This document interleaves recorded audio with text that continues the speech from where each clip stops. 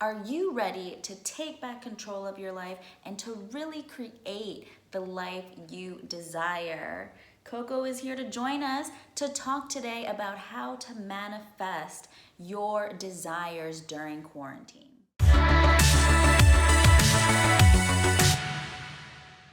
Beautiful lights, and welcome back to my channel. My name is Brie Mosquera and I am a law of attraction mindset coach.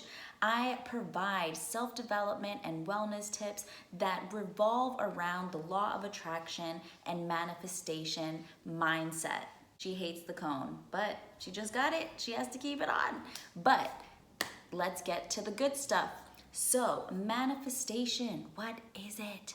So it's something that you place into your physical reality, which is the world that we live in day to day, that we see, that we hear, and that we can use our five senses in through our thoughts, feelings, and beliefs. So it's similar to law of attraction, but the difference is with law of attraction, you're attracting something that already exists in the world. And then manifestation is something that doesn't exist yet. So you are creating it, you are the goal that you desire through specific actions and through a specific and clear mindset. You are creating this desire for yourself. First, before we can even start visualizing what it is that we want, we need to address our beliefs, our emotions, and our feelings. Why? Because we are in quarantine and we're living in a time that is creating so much uncertainty and so many different emotions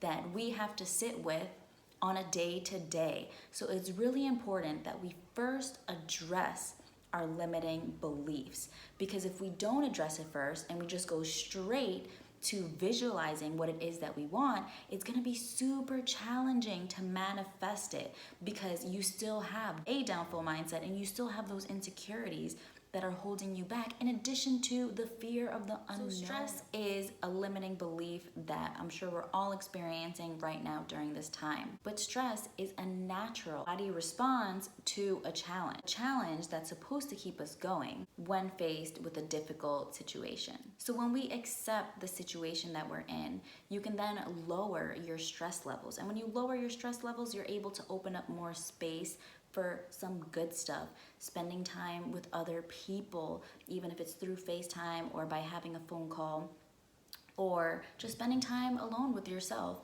and really thinking about the goal that you want to manifest right now during quarantine. Because the amazing thing about manifestation is that if you have a goal that is realistic enough to achieve within 24 hours, you can do it if you're in the right mindset. So you see how it's all connected? If you're having negative thoughts, you can visualize pretty clearly, but it's going to be more challenging to attain because those negative thoughts are going to attract more negative emotions into your life.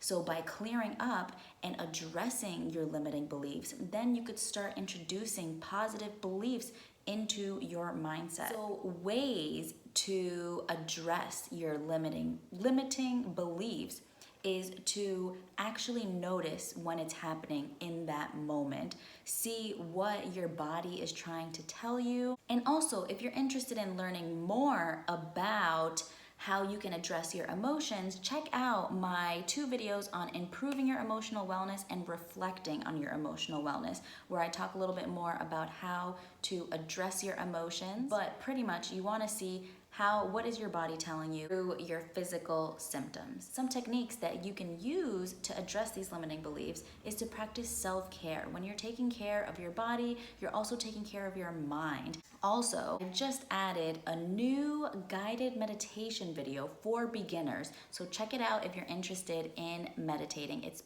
another technique that you can use to minimize your limiting beliefs is stress relief techniques.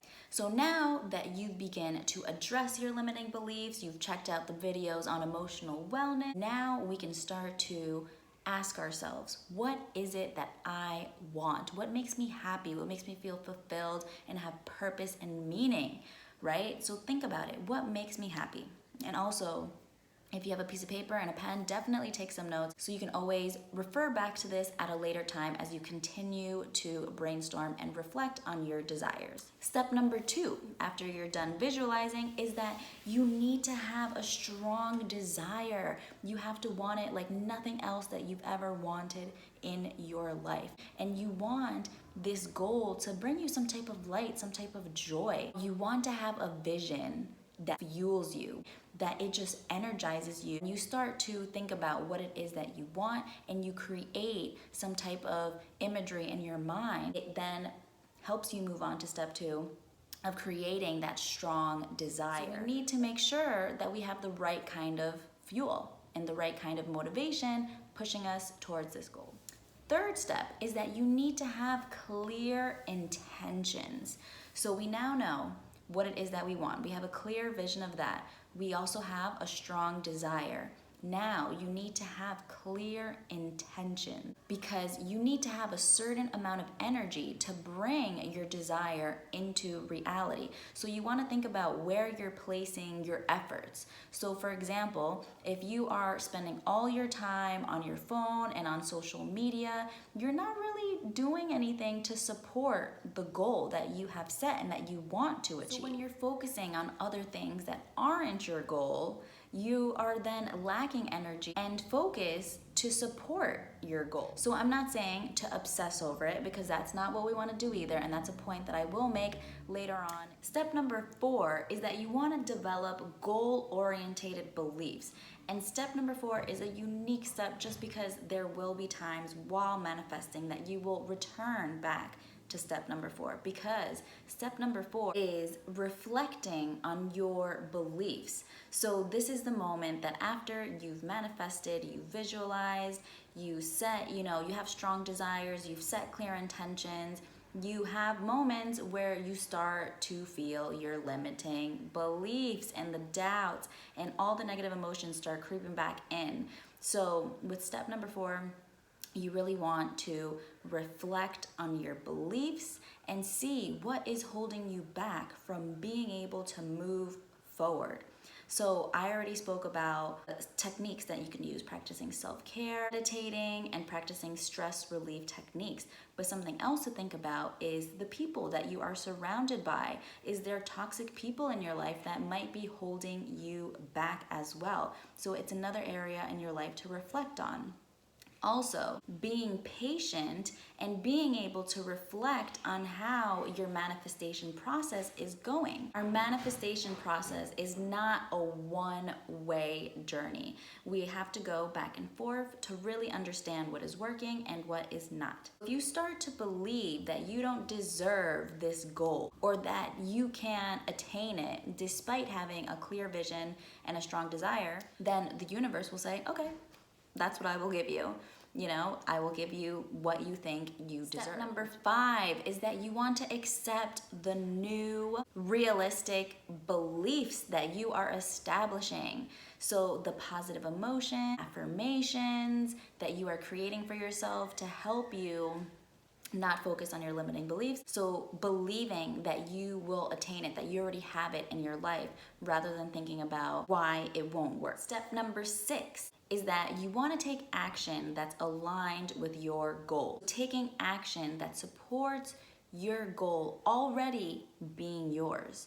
So in other words, vision boards, meditation, affirmations, really working on acknowledging the limiting beliefs when it happens, because then you can reframe. Step number 7 is that you want to let go of the here and now. So what that means, I told you I was going to come back to it. What that means is to not obsess over how exactly is it going to happen and when is it going to happen. If we start stressing about the specific details in between, then we're not going to be able to manifest it because we're causing ourselves negative emotions of anxiety and doubt of it even being attained. So yes, you want to think about what kind of effort you're placing into your goal and what kind of actions you're taking that supports your goal, but it shouldn't be a thought that you're obsessing over every single minute. Step number 8 is that you want to support yourself. You want to think about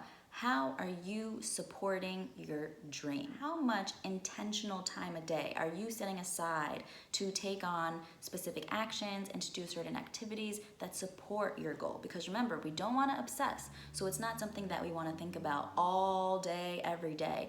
But if you set aside an hour a day to look at your vision board or to speak your affirmations or to journal your intentions, right? You're setting specific time that is supporting your dream. Because if you ignore it and if you withdraw from it and you start doing other things, the universe will give you the same kind of effort that you're giving your dream. I just explained the eight steps that you can start taking to consciously manifest during quarantine. Keep in mind that if you start doubting the process, if you think you don't deserve it, if you doubt that manifesting is even possible, that is what you are attracting back to yourself. So you really want to be conscious of where your thoughts are going, especially if they're going in a negative direction. Right, Coco? Once you've achieved your goal, you want to recognize and appreciate that. So you want to connect the emotion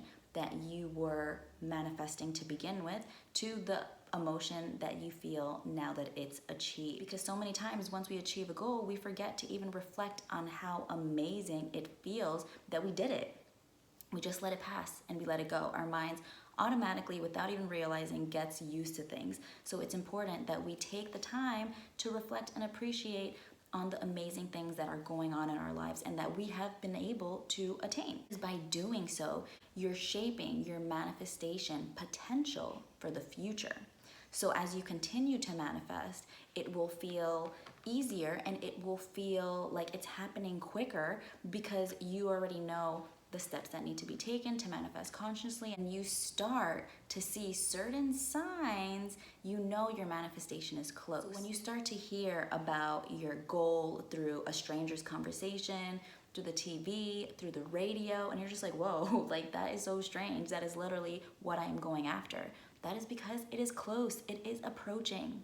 Another sign is that if you see, has a little scratch, if you see repeating numbers, that is a sign as well. Numbers have important meanings, so keep an eye out. Another sign, if you are feeling excited, you are feeling enthusiastic, and you don't really know why, it's just kind of a random feeling, is coming. Your manifestation is getting closer. And lastly, another sign is if your family or friends are talking about how great you would be at something. Meanwhile, not knowing that that is the goal that you have set for yourself. Trust the universe, and the universe will return you some good stuff. Thanks for watching. Like and subscribe below, and also turn on your notification bell so every single Wednesday when I upload new videos, you'll be the first to know. I hope you're feeling excited and energized to start manifesting your goals today.